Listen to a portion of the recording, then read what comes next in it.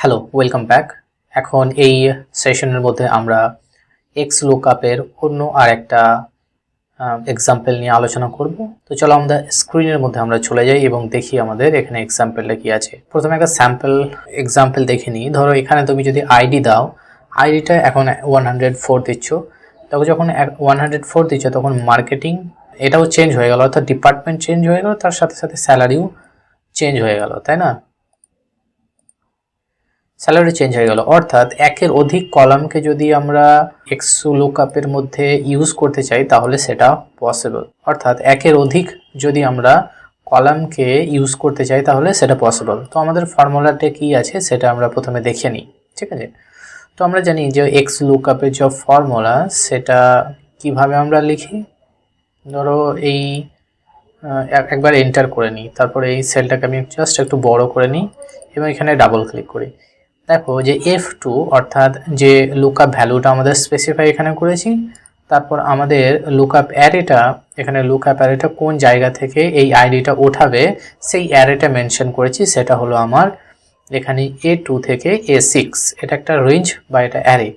Next আমাদের return array, মানে রেজাল্টটা শো করবে সেটা হচ্ছে আমাদের এখানে টেবল। কেন দিয়েছে? কারণ এই যে রেঞ্জটা আমরা সিলেক্ট করেছি সেটা অ্যাজ এ টেবিল হিসাবে এখানে আছে, সেই জন্য এখানে টেবিল শো করছে, এবং টেবিলে অ্যাজ এ কলাম ডিপার্টমেন্ট এবং স্যালারি এটা নিয়েছে, কারণ এটা টেবিল ফরম্যাটে আছে সেই জন্য টেবিল নিয়েছে। যদি আমাদের এটা টেবিল ফরম্যাটে না থাকতো, মানে এই ডেটাটা, তাহলে কিন্তু এখানে টেবিল 1 নিত না, ঠিক আছে? নেক্সট যদি ফাইন্ড না করতে পারে তাহলে নট ফাউন্ড অ্যাজ এ এটা আমাদের অপশনাল, এটা আমরা দিতেও পারি না দিতেও পারি, কিন্তু আমরা চাইছি যে যদি কোনো একটা ভ্যালুকে ফাইন্ড আউট না করতে পারে তাহলে এটা নট ফাউন্ড দেবে। এটা একটা বেস্ট প্র্যাকটিস যে সবসময় তুমি নট ফাউন্ডটা ইউজ করবে যখন তুমি এক্স লুকআপ ইউজ করবে। আর যদি ভি লুকআপ ইউজ করো তাহলে এরর হ্যান্ডেলিংয়ের জন্য ইফ এরর ফাংশনটা ইউজ করতে পারো, ঠিক আছে? যেটা আমরা অলরেডি ডিসকাস করে নিয়েছি। তো এখানে যদি আমাদের মোর দ্যান 2 কলাম থাকে, অর্থাৎ ডিপার্টমেন্ট স্যালারির পরেও যদি আরও কিছু কলাম আমরা সিলেক্ট করতে চাইতাম তাহলে সেটাও আমরা সিলেক্ট করতে পারতাম, জাস্ট রেঞ্জটাকে সিলেক্ট করলে হয়ে যেত, ঠিক আছে? তো এখন আমি এন্টার করে দিলাম। তো আমাদের এখানে দেখো আমরা নেমটা নিইনি, তাই না? এখানে যদি আমরা নেমও নিতে চাই তাহলে নেমটাও কিন্তু নিতে পারবো। তো তার জন্য এখানে জাস্ট আমরা একটা ইনসার্ট করে নিই। এখানে জাস্ট করব insert column to the left. এখানে একটা কলাম নিলাম, তারপরে কন্ট্রোল সি করে নিই, কন্ট্রোল ভি করে নিই।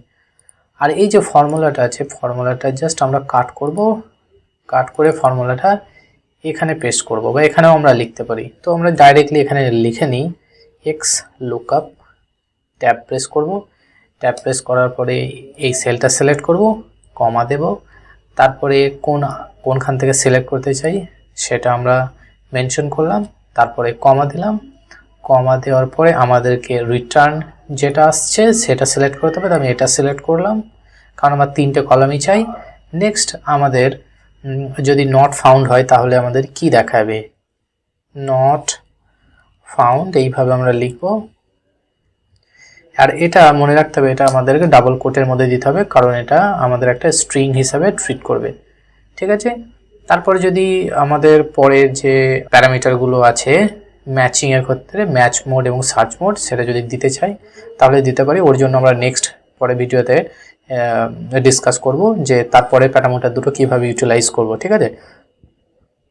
বাট এখন আমরা এই পর্যন্তই রাখছি এবং এন্টার যদি করে দিই, দেখো 104-এর ক্ষেত্রে কি এসছে, লিসা হোয়াইট, মার্কেটিং ডিপার্টমেন্ট থেকে, এবং তার স্যালারি হচ্ছে $58,000। নেক্সট আমরা 110 করে দিই, 101 করে দিই, 110 করলে জন স্মিথ। দেখো এটা আমাদের সঠিকভাবে রেজাল্টটা দেখাচ্ছে। এখন যদি আমরা আউট অফ রেঞ্জ কোনো একটা ভ্যালু দিই, অর্থাৎ 108 দিয়ে দিলাম, তাহলে এটা নট ফাউন্ড আসছে। সো এইভাবে কিন্তু আমরা আমাদের কাজটাকে খুব ইজিলি করে দিতে পারি এবং এক্স লুকআপকে কাজে লাগিয়ে মাল্টিপল কলাম আমরা অ্যাজ এ রেজাল্ট হিসাবে নিয়ে আসতে পারি। So thank you for watching this video, see you in the next one, till then take care, bye by.